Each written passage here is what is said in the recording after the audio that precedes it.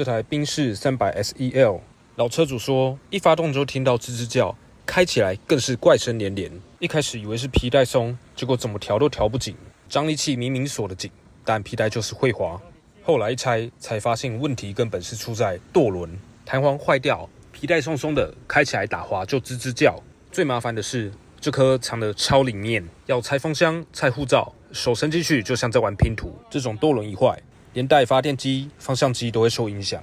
声音只是警告，坏了才是大事。你有听过类似的怪声吗？